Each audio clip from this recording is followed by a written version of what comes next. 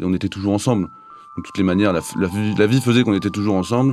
Et après, du fait de notre maladie, c'est vrai qu'on vivait la même chose, on ressentait les mêmes choses. Et comme dit Bruno, on a toujours eu quelqu'un à qui en parler qui comprenait exactement ce qui nous arrivait. Et ça, c'est plus facile à gérer quand même quand on parle d'une maladie rare, avec peu d'exemples, mine de rien, de gens qui l'ont eu, ou en tout cas des exemples plus âgés, qui visent pas exactement la même chose. C'est hyper important. Ces deux voix que vous venez d'entendre, ce sont celles respectivement de Bruno et Cyprien, deux frères que seulement 16 mois séparent. Cyprien est l'aîné. Lorsqu'on le diagnostique hémophile A sévère, sa mère est déjà enceinte de Bruno. Rapidement, le verdict tombe. Comme Cyprien, Bruno aussi est hémophile. Pendant des années, les deux frères ont tout partagé. Les traitements, les rendez-vous à l'hôpital, les loisirs, mais aussi le sport qui tient une place très importante dans leur vie. Ils ont aujourd'hui 24 et 25 ans et partagent la même vision de l'hémophilie, une maladie qui, somme toute, ne les a jamais vraiment freinés dans leurs envies et qui aussi les a rapprochés. Je suis Charline de La Fontaine et vous écoutez Singularité, un podcast de la communauté Voix des patients qui donne la parole aux personnes vivant avec l'hémophilie ainsi qu'à leurs proches. Dans ce 7e épisode, nous parlerons fratrie ou comment est-ce que le fait d'être deux se révèle être un puissant soutien face à la maladie.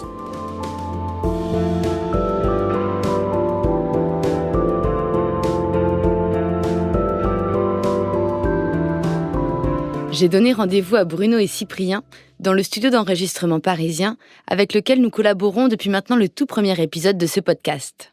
Avec joie et parfois nostalgie, on a parlé de leur enfance et on est revenu sur ce lien indéfectible qui les unit encore. Hémophile A sévère, c'est une maladie génétique, donc qui nous est arrivée, qu'on a tous les deux avec Bruno. C'est une maladie génétique, mais notre mère a été la première à avoir la mutation. C'est-à-dire que normalement, l'hémophilie, c'est une maladie qui est connue. C'est-à-dire qu'il y a un antécédent familial. Nous, puisque c'était la première à avoir eu la mutation, il n'y avait aucun antécédent. Et donc, ça nous est c'est surtout à l'époque tombé dessus sur nos parents, qui se sont rendus compte que moi, petit, qui était l'aîné, au bout de 9-10 mois, j'avais beaucoup de bleus, j'étais un peu abîmé. Et donc, ils se sont posés des questions. Ils se sont dit, mais pourtant, c'est très étonnant. Ils sont allés voir notre médecin, notre pédiatre à l'époque, qui s'est dit qu'il y avait quelque chose. Et en fait, c'est un grand classique pour les hémophiles. Mais tout de suite, le médecin s'est dit, mais cet enfant est battu. Il a des bleus partout. C'est très bizarre. Et on a eu la chance, mes parents ont eu la chance d'avoir un pédiatre qui s'est quand même dit, bon, il y a quelque chose qui cloche, c'est pas forcément ça. Et donc, on a fait une prise de sang et ils se sont rendus compte que j'avais l'hémophilie. Mais c'était vraiment le premier cas, quoi. Il n'y avait aucun facteur familial qui a fait que ça pouvait être anticipé. Mes parents passent beaucoup de temps avec moi à l'hôpital, parce que mine de rien, c'est quelque chose à comprendre. Et c'est pas évident, franchement, d'appréhender cette maladie qui est quand même assez rare, qui est difficile à comprendre. Donc déjà, on passe pas mal de temps à l'hôpital pour expliquer comment ça va se dérouler, etc.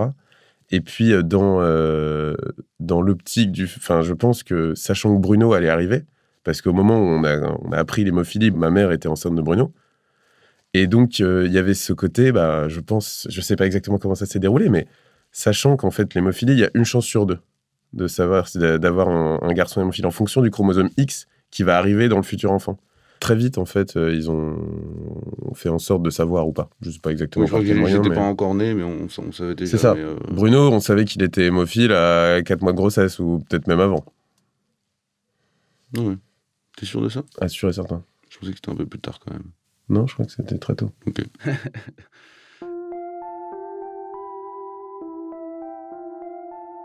Quand on était petit, maintenant c'est plus vraiment le cas, mais quand on était petit, on se ressemblait énormément. On s'est toujours suivis, on a toujours fait un peu les mêmes activités, les mêmes sports, on était toujours ensemble. De toutes les manières, la vie faisait qu'on était toujours ensemble. Et après, du fait de notre maladie, c'est vrai qu'on vivait la même chose, on ressentait les mêmes choses. Mon frère était la meilleure personne pour comprendre la souffrance à laquelle j'étais confronté de temps en temps, et idem pour moi quand lui souffrait. Et donc c'est sûr qu'on s'est soutenus, et donc le fait qu'on soit tous les deux hémophiles fait que je pense que ça a été plus facile, ou c'est plus facile, et de vivre au quotidien. C'est clair. Et puis, si jamais il y en avait un de nous deux qui n'avait pas été hémophile alors que l'autre l'était, Enfin, comme dit Bru, on s'est toujours soutenu, on a vécu tout le temps les mêmes choses. Et en fait, la frustration qui aurait été engendrée par un qui peut faire les choses, mais en plus très proche en âge, etc. Donc, comme on dit, on fait toutes les activités ensemble. Mais il y a certaines activités qui sont interdites à l'un et pas à l'autre. Et puis, quand on fait des jeux, il y en a un qui doit faire attention à l'autre parce que il peut se blesser, c'est plus grave si jamais il lui arrive quelque chose, etc. Enfin, je pense que c'est pas évident à gérer aussi, surtout pour des enfants qui jouent tout le temps. Enfin, mine de rien, on se fait mal, on se cogne, et c'est pas assez. Je pense que ça aurait été. Enfin, moi, en tout cas, avec le recul, j'aurais tendance à dire que c'est beaucoup mieux d'être hémophile à deux plutôt que d'en avoir un qui l'est et pas l'autre. Mais encore une fois, ça reste à prouver. Hein. Ça peut fonctionner aussi, c'est un équilibre à trouver, j'imagine. Mais le fait d'avoir eu quelqu'un, encore une fois, et je pense que c'est aussi l'intérêt de l'avoir eu ensemble, c'est qu'on s'est accompagnés tout le temps. Et comme dit Bruno, on a toujours eu quelqu'un à qui en parler, qui comprenait exactement ce qui nous arrivait. Et ça, c'est plus facile à gérer quand même quand on parle d'une maladie rare, avec peu d'exemples, mine de rien, de gens qui l'ont eu, ou en tout cas des exemples plus âgés, qui ne visent pas exactement la même chose. C'est hyper important. Ouais. La bagarre, c'était pas notre quotidien, mais comme tous les frères et sœurs, quoi, ou presque. Bien sûr, on se bagarrait, on faisait la lutte. On appelait ça la lutte. Parce que voilà, on se donnait pas de coups, quand même. Et justement, je pense que contrairement à des frères et sœurs qui ont plus de facilité à vraiment se donner des coups, ou pas forcément des vrais coups, parce que ça reste une bagarre entre frères et sœurs, mais à se taper, nous, on se tapait pas vraiment. Par contre, on s'empoignait, on essayait de savoir qui était le plus fort et qui avait le plus de bloquer l'autre, mais sans jamais... En fait, il n'y avait pas vraiment de choc, jamais. Ce que tu peux avoir quand tu te bats avec tes frères et sœurs, je pense. Mais nous, c'était vraiment, je pense que inconsciemment ou consciemment d'ailleurs, on se disait, on se bagarre, il n'y a pas de souci, mais par contre, il faut faire attention à pas se faire mal. Et donc, c'était de la bagarre sans chercher à faire mal, jamais faire mal, juste un peu la lutte de pouvoir pour savoir qui allait réussir à prendre le dessus sur l'autre, quoi. Bruno, et si vous deviez donner 3 adjectifs pour qualifier votre enfance ? Non, paisible, hein, franchement paisible, heureuse, sportive. Et voilà, et en plus, nos parents, on a toujours fait plein de voyages. On a la chance d'avoir fait plein de choses avec eux. Enfin voilà, on se calfeutrait pas chez nous parce on était entre guillemets malades. Non, on a eu la chance de faire plein de trucs, on a vu plein de choses, on est parti dans presque tous les continents. Voilà, chaque fois on gérait, on était autonome au fur et à mesure. Et nos parents aussi ont fait que voilà, ils étaient capables de nous faire nos traitements quand nous on était trop jeunes pour le faire. Donc voilà, on a vraiment eu une enfance heureuse.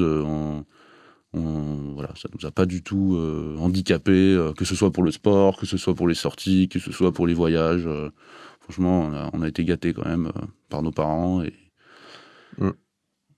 Ouais, et puis c'est vrai que c'est quelque chose qui pourrait arriver, qui arrive sûrement à pas mal de parents qui se rendent compte que leur enfant est hémophile, c'est de dire il est faible entre guillemets, ou en tout cas il a un problème, et donc il faut faire en sorte qu'il ait le moins de chances possible de se faire mal. Et ça, c'est pardon de l'expression, mais c'est une énorme connerie. C'est-à-dire qu'on peut pas, ça reste un enfant, il faut quand même lui permettre, et c'est là que je pense nos parents ont été vraiment bons là-dessus, c'est qu'ils nous ont quand même permis de faire du sport, de faire des activités, de nous emmener en voyage, de nous faire avoir une vie normale. Et l'hémophilie, d'autant plus aujourd'hui où les traitements sont extrêmement bons, c'est une maladie où on peut se permettre d'avoir une vie normale. Et je pense que c'est hyper important, et si jamais je devais témoigner ou quelque chose comme ça auprès de jeunes parents qui diraient mais laissez-les vivre, avec en connaissance de cause, en faisant malgré tout attention, mais il faut qu'ils puissent faire ce qu'ils ont envie de faire, et surtout pas, comme dit Bruno, les calfeutrer dans un truc où ils n'auront pas la possibilité de s'épanouir et où ils vont être constamment frustrés, quoi. Enfant, quel sport est-ce que vous pratiquez ?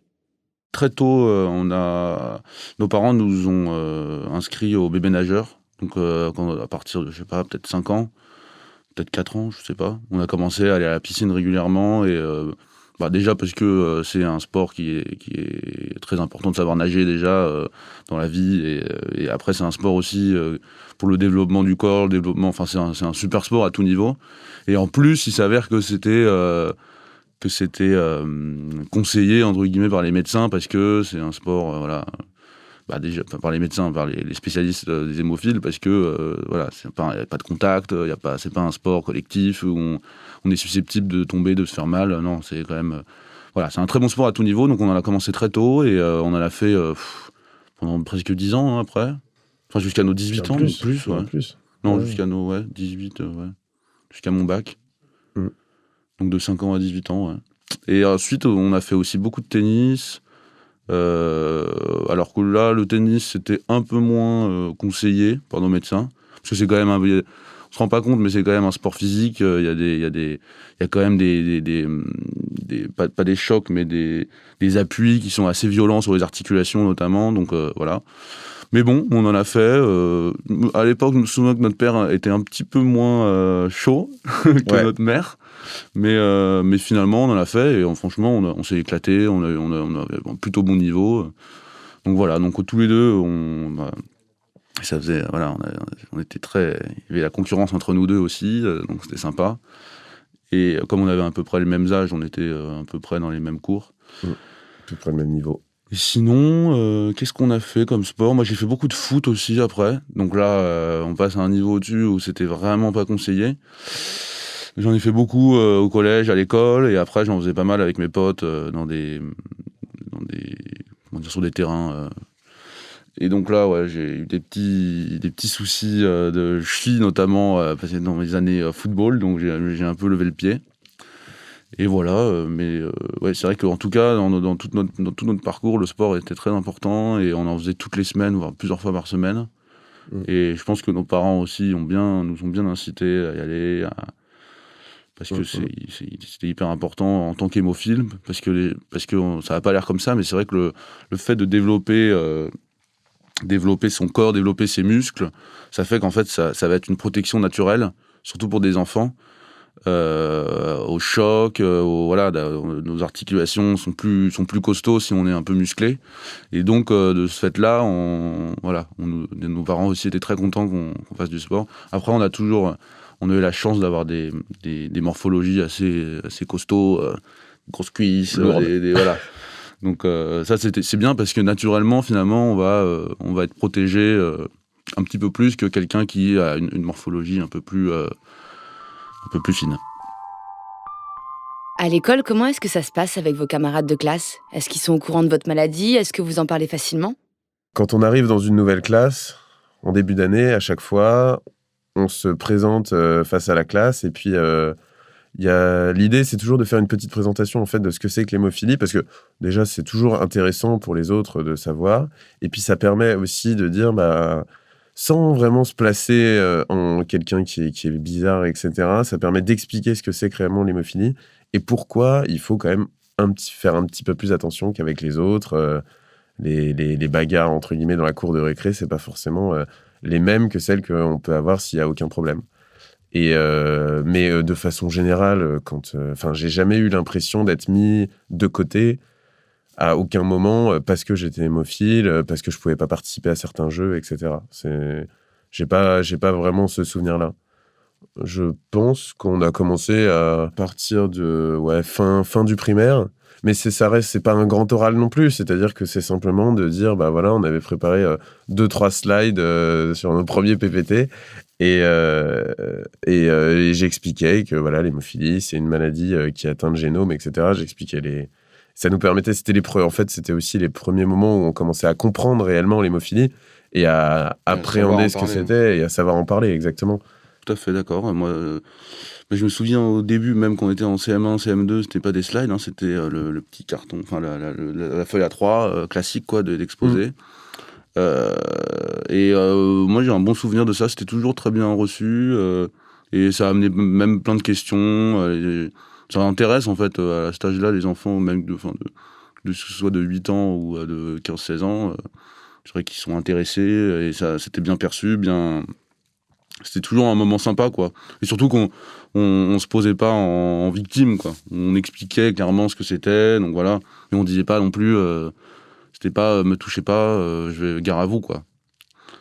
Mais voilà, franchement, moi j'ai un bon souvenir de ça. Je prenais du plaisir à le faire. C'était pas une corvée. on n'avait pas du tout de soucis à en parler, que ce soit à nos amis, à notre classe, même aux gens qui sont pas nos amis, voilà. Donc à chaque fois, c'était limite naturel, quoi, d'en parler. Bon, après, on s'éternisait pas non plus, hein, on n'avait pas envie non plus de faire parce que bon, ça fait un peu on n'avait pas envie de passer pour l'enfant malade, quoi, le petit gars au fond de la classe, qu'il faut pas toucher, tu vois, enfin voilà. Il était quand même, voilà, on faisait notre exposé, on racontait, et après on en parlait quand on avait besoin d'en parler, mais oui, enfin voilà. Alors c'est arrivé parce que c'est vrai que c'est pas arrivé très souvent, mais j'ai le souvenir d'une ou deux fois où on m'a dit c'est un prof qui vient me voir et qui me dit il y a Bruno qui est tombé, qui s'est fait mal, il est à l'infirmerie, etc. On va prévenir tes parents, mais on voulait savoir si il y avait quelque chose de particulier à faire. Enfin, c'est vrai mais que je sois l'aîné ou pas d'ailleurs, je pense que Bruno ça t'est peut-être jamais arrivé en soi, mais ça aurait pu. C'est-à-dire que vu qu'on est très proches en âge et qu'on est très proches de façon générale et qu'on vit exactement la même chose, on est, entre guillemets, tous les deux une référence l'un pour l'autre par rapport à la maladie. C'est-à-dire que moi, dès que j'ai un problème qui est relatif à l'hémophilie, je vais venir en parler à Bruno.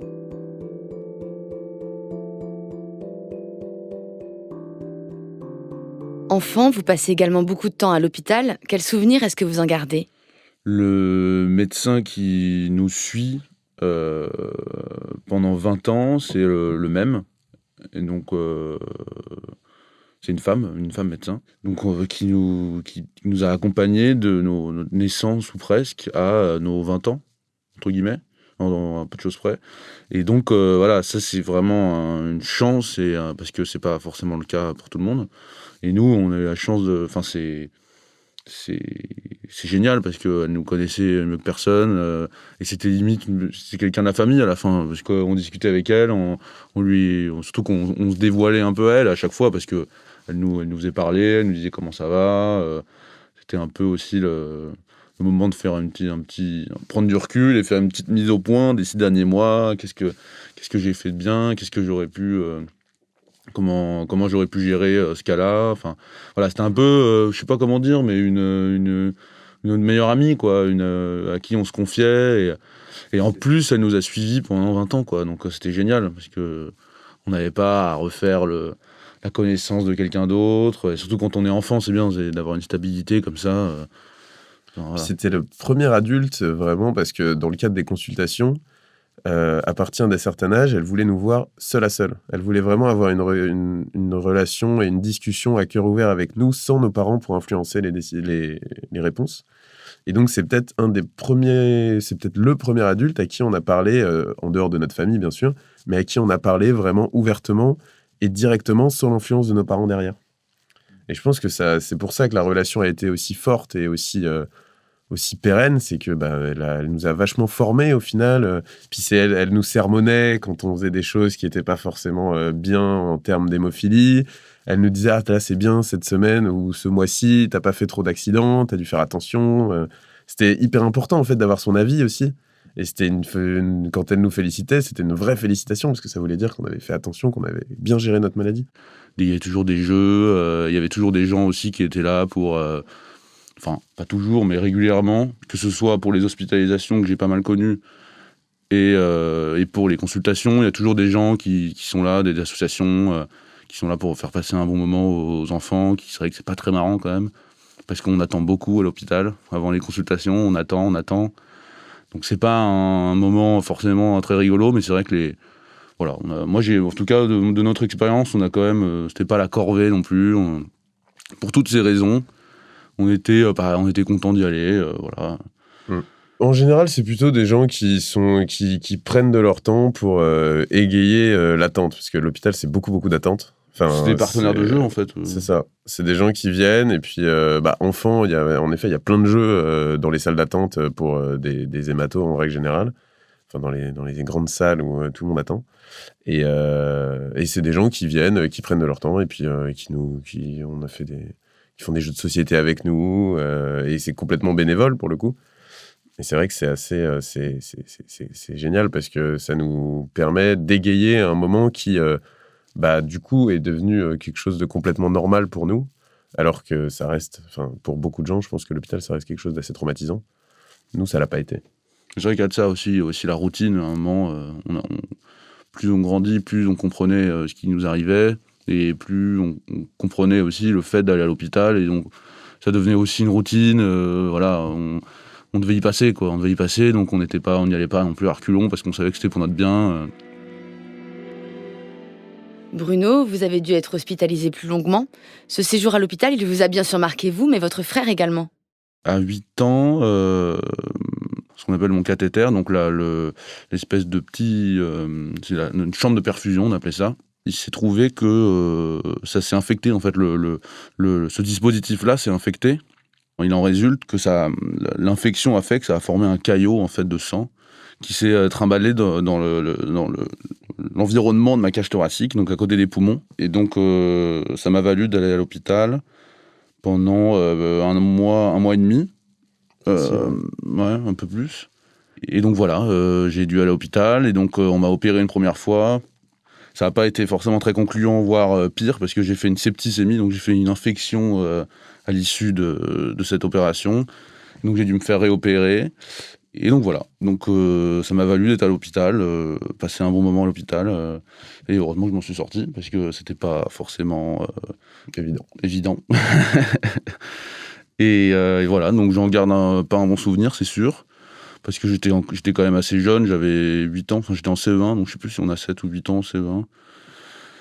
Et donc voilà, j'en garde pas un bon souvenir, parce que c'est l'hôpital, parce que c'est pas drôle, on souffre, j'avais très mal au dos, parce que comme mon infection était dans les poumons, en fait, souvent quand on a des problèmes aux poumons, on a mal au dos. J'avais ma famille qui venait tous les jours, mes grands-parents qui étaient très présents, mon frère. Voilà, donc j'étais pas seul, hein, bien sûr, heureusement. Et après, j'avais l'école aussi, il y avait une petite classe dans laquelle je continuais à faire un peu l'école pendant mon séjour. L'hospitalisation de Bruno, j'ai 9 ans, donc je suis petit, donc les souvenirs, c'est assez... J'ai des souvenirs pas forcément ça fait quand même longtemps. Et moi, c'est assez flou, c'est en fait, je pense que nos parents, à ce moment-là, me protègent énormément. Je suis pas au courant qu'il va si mal que ça. C'est-à-dire que quand je le vois, on est sur des moments où il n'est pas forcément en train de se sentir vraiment très mal. J'ai pas le souvenir de le voir se tordre de douleur ou des choses comme ça.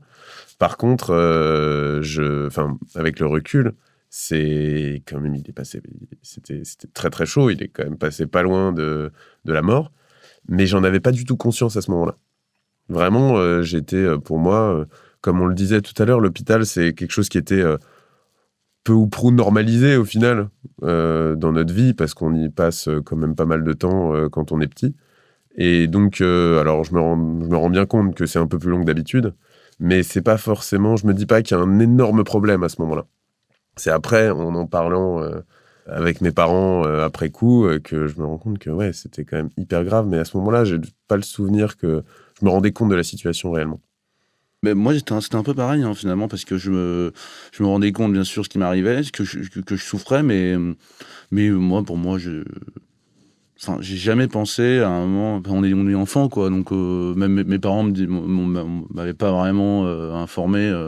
Je comprenais à moitié ce qui se passait, quoi. Et donc, j'ai appris un peu plus tard, en grandissant, que vraiment, c'était chaud, quoi. Mais en soi, sur le moment, je souffrais, certes, c'était pas drôle, mais bon.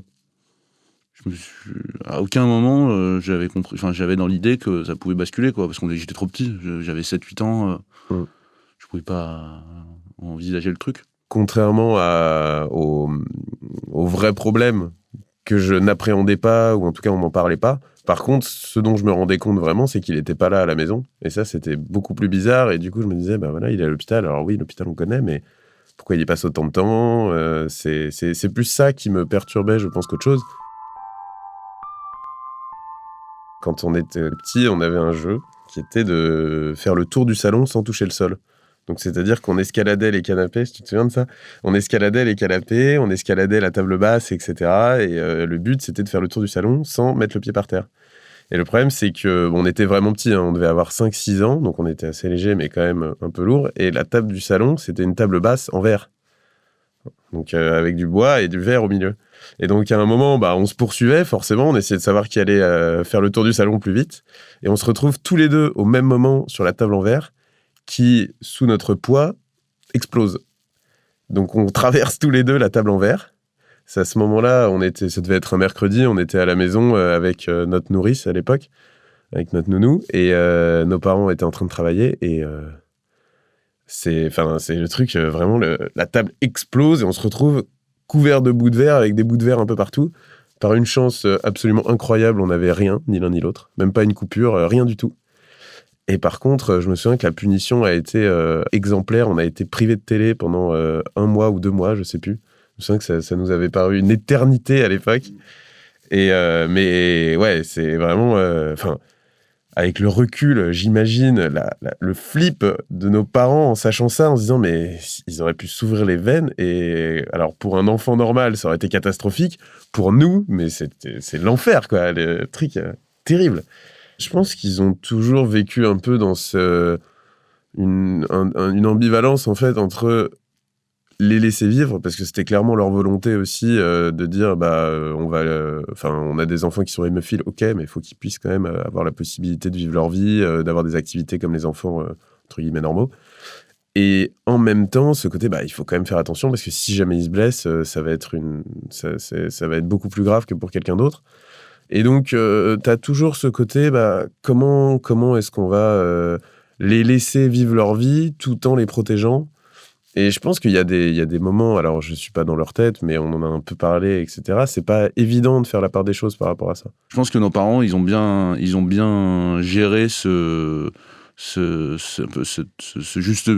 trouver ce juste milieu entre nous laisser vivre, nous laisser faire ce qu'on veut, et tout en ayant un peu c'était aussi surtout une manière de nous élever aussi, c'était de la psychologie un peu aussi. C'est la façon de parler de la maladie aussi, la façon de nous mettre un peu dans le crâne que voilà, ce qui nous arrivait, c'était quand même, fallait faire attention, que c'était grave quand même. Mais voilà, moi je pense que nos parents ont été très bons quand même à ce niveau-là, parce que comme j'ai dit tout à l'heure, on a fait plein de choses, ils nous ont laissé faire plein de choses, on a fait plein de choses avec eux, on a voyagé, donc ouais, franchement ils ont été très bons pour gérer ça, qui est pas forcément évident à appréhender, même encore aujourd'hui. Hein, je sais qu'il y a des parents pour qui l'hémophilie, les gens tombent de haut souvent, et donc c'est vraiment, comme toutes les maladies, quoi. C'est pas évident d'appréhender quand on est parent. Ouais, j'aurais tendance à dire que très vite, on est responsabilisés tous les deux par rapport à la maladie. Et donc, alors quand on fait des bêtises, quand on se bat, etc., on se fait engueuler, peut-être un petit peu plus fort que des enfants normaux, mais ça nous permet aussi de nous mettre face à nos responsabilités. Et quelque chose qui n'est pas du tout naturel pour un enfant de base, au fur et à mesure, le devient, parce que ils arrivaient à trouver le bon discours pour dire vous êtes des enfants complètement normaux, mais il faut faire un peu plus attention. Finalement, on a compris assez vite quand même ce qui nous arrivait, et donc franchement, je pense que ça nous a amené de la maturité plus tôt, en tout cas, que quelqu'un de normal. Je pense qu'on était plus responsable plus tôt, peut-être, qu'un autre enfant du même âge. On était plus, même au niveau de l'empathie de l'autre. Je pense qu'on a quand même, on a pris en maturité assez tôt par rapport à ça, et donc toujours. Même le fait dans la cour, quand c'est un peu le bazar, les esprits s'échauffent, on avait toujours ce petit recul, voilà, ça nous a permis. C'est sûr que notre maladie nous a permis je suis sûr et certain que de prendre en maturité à tout niveau, que ce soit sur le travail sur soi, sur le fait de prendre le recul, même de l'empathie envers l'autre, de la souffrance de l'autre. Et oui, la responsabilité de soi, des autres, ouais, c'est sûr et certain. Sur l'importance aussi de faire du sport, d'être musclé, d'avoir une hygiène de vie plus ou moins saine, parce que ça joue énormément aussi sur savoir si on va se blesser ou pas. Mais ça aussi, c'est grâce à nos parents, à l'éducation de nos parents, qui nous ont bien expliqué très tôt, qui ont été très bons, qui ont réussi à nous accompagner. Et ça, on peut le remercier aussi pour ça, parce que moi, à part les petits problèmes qu'on a eus, on a eu une enfance tout à fait normale. Vous venez d'écouter le 7e épisode de Singularité, un podcast de Voix des patients, la plateforme d'accompagnement des personnes atteintes de maladies chroniques et de leurs proches. Vous pouvez retrouver l'ensemble des épisodes sur toutes les plateformes de podcast, Apple Podcast, Spotify, Deezer, et pensez à vous abonner pour n'en rater aucun. Singularité est produit par Louis Créative, l'agence de création de contenu de Louis Média, sur une idée originale de l'agence Intuiti pour les laboratoires Roche et Chougaille. Marine Kéméré en a composé la musique. L'épisode a été enregistré au studio La Fugitive par Bernard Natier, Benoît Daniel l'a réalisé et Olivier Baudin était au mixage.